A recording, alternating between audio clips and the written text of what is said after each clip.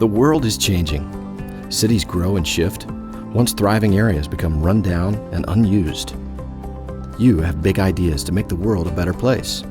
How do you make it a reality?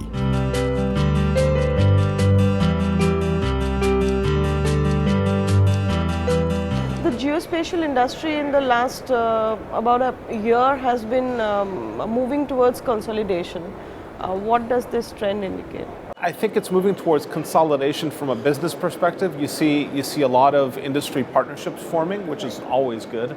When people work together, it's much better when you work together as opposed to, separating apart.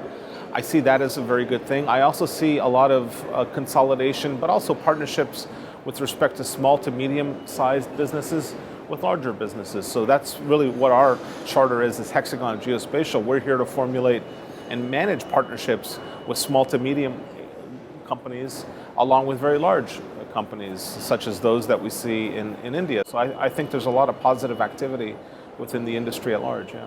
Hexagon has this thing of working with partners, like entering partnership at the smaller level that you said, like startups, yes. SMEs. Would you say there is a culture with Hexagon? Certainly, because we're very honest and we're very practical. If we see that there's a company that does something better than we do and we can formulate a partnership, we will. So Hexagon is always looking at formulating new partnerships, particularly in innovative areas where there are organizations that have the ability to innovate in an area that we're currently not in. We're certainly more than open and happy to formulate those partnerships and foster those partnerships because it's a way for us to also extend and grow our ecosystem within the world. There has also been a trend in, when we talk about consolidation, non-geo players entering in the geo market, doing acquisitions or partnerships. How would you describe this trend? I think the reason you see a lot of non-geospatial entering the market because they're all interested in location. I mean, I'll give you one recent example. SAP in Europe, they've recently introduced SAP HANA, which frankly an incredible innovation and capability that allows businesses to leverage location and tie that locational information to other both spatial and non-spatial attribute information about our Earth. So a lot of these organizations are interested about location and the information that can be associated with location and location intelligence. So I think that's why you have many non-traditional players in the market because location is important to everyone. You don't have to be a geospatial company just to be in the location business. And I think that's both good for us, for those of us in the geospatial industry, and also for those that are not, because we all have one thing in common, and that's location. How has location suddenly become so all-pervasive? It's like everywhere.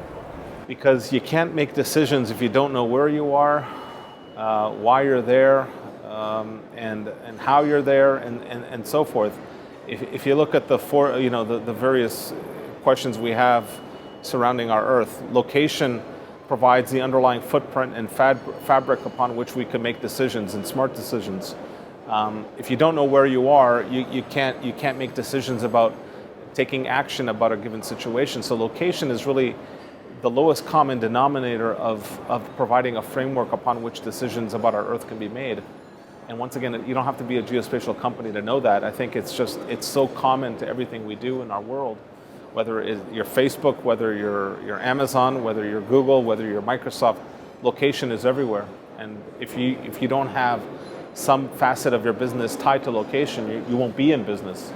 And I think that's just reality. Rise of social media and internet has led to this interest in location, I mean from the consumer side, which is also reflecting in a lot of mainstream geo players showing interest in the consumer side of the business. Yes. Again, what are your views on that? I think if you look at the advancements that Google had made and also Microsoft had made, they sort of went full throttle and they went from a consumer location sort of market to more of a professional market, and now they're scaling back from the professional market and reverting back to their core focus, which is the socialization and the democratization of geospatial technology to the consumer market, which I think is absolutely great and needed.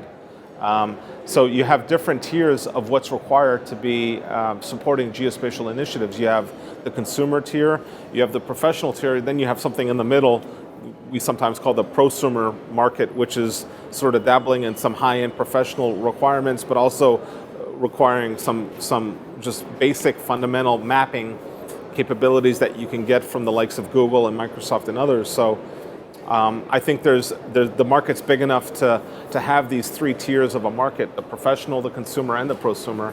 And I think that just goes to show that there's a lot of diversity in the various requirements needed at in various industries that have a requirement to use geospatial technologies, and I think it's all good. The prosumer market that you define it, how much is Hexagon into that? What is Hexagon's focus? So certainly we come more from a professional market. We rely largely on partners who are in the so-called prosumer market, whether they're in planning, in real estate, in finance, insurance, and so forth.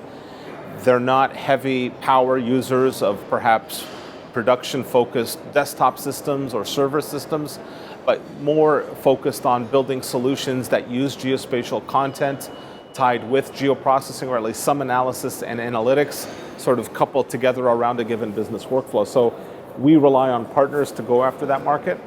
And once again, we work through those partners and with those partners to support them in their ability to address the various business needs for the prosumer market. What are the new disruptive business models according to you?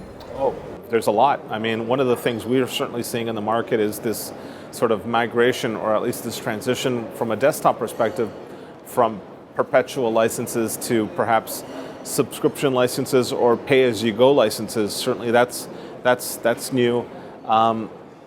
We announced last year in Hong Kong this Smart Map initiative, this new platform for building lightweight, purpose-built apps, geo apps. Our business model there is very simple. I mean, we provide you a cloud platform for building these apps. The partner or the customer that builds it gets 70% of the revenue. Hexagon retains 30% of the end user revenue. So a very different model to perhaps a traditional business approach to doing business. With that model, we also give a percentage of revenue to any content partner that is feeding content into that application or into that solution. So we see a lot of activity there. That's very disruptive. And we also have been very creative with implementing pay-as-you-go business models. So perhaps not everyone wants to buy a subscription to a product. They just want to pay as they go, or perhaps as they use, or as they drink. So we've implemented business models to support that type of that type of need as well. How would you say the user behavior and their demands changed over the years? I think once again, I think we're moving away from these desktop licenses where perhaps you have these very rich applications such as, ArcGIS provides, such as Erdos Imagine provides, such as GeoMedia, such as Envy, such as all these other traditional desktop applications. They have thousands of capabilities. Clearly, not all customers need those capabilities. So we're now seeing some disruption in the fact that customers only want to pay for what they use. So we're seeing some change there. But and I think in the future we'll see even more change there, where we're moving once again from a traditional desktop market to a pay-as-you-go or pay-as-you-use market. That would be all. Thank you so much. Thank you, sir.